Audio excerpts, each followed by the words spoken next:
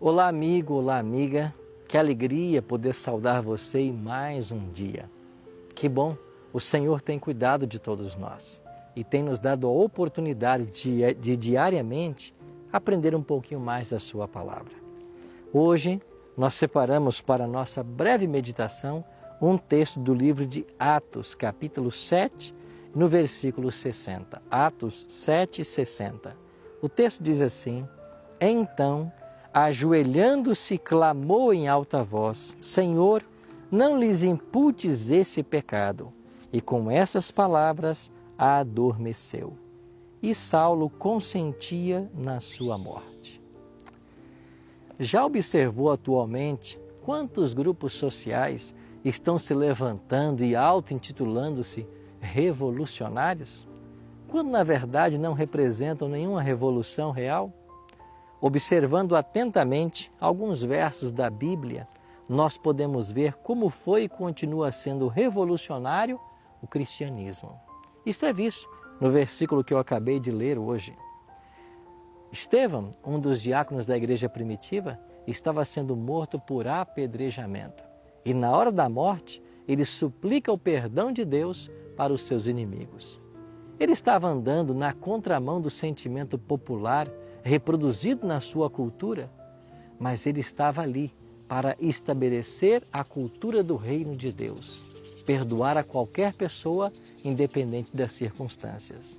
As palavras do mártir Estevão são semelhantes às de Cristo quando pendurado lá na cruz.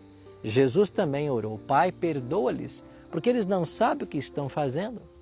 As palavras similares de Estevão ficaram cravadas nos ouvidos e no coração de Saulo. Isso marcou tanto a sua vida que anos depois, já Paulo, ele reproduziu a mesma atitude quando escreveu sua carta aos Romanos. E ele diz assim: Amados, nunca procurem vingar-se, mas deixe com Deus a ira, pois está escrito: minha é a vingança, diz o Senhor. Se o seu inimigo tiver fome, disse Paulo, dê-lhe de comer. Se tiver sede, dê-lhe de beber. Fazendo isso, você vai amontoar brasas vivas sobre a cabeça dele. Não deixe de vencer o mal, mas vença o mal com o bem. Está lá em Romanos capítulo 12, a partir do verso 18. Nós não estamos errados se dissermos que a pessoa que escreveu essa carta aos Romanos não era Paulo. Uma pessoa completamente diferente daquele que dedicava todos os esforços para ferir aquele que julgava ou aqueles que julgava ser inimigos de Deus.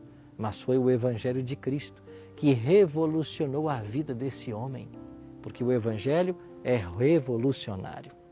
Da mesma forma que o Evangelho revolucionou a vida de Saulo, transformando ele num Paulo, Estevão e tantos outros, a palavra de Deus também quer revolucionar você.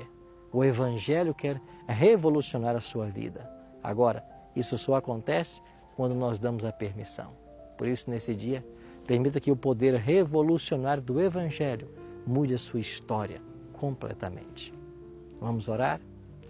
Pai querido, que o mesmo Espírito que atuou em Estevão, em Paulo e em tantos homens e mulheres do passado, atue hoje em nosso coração e nos ajude em nossa caminhada cristã.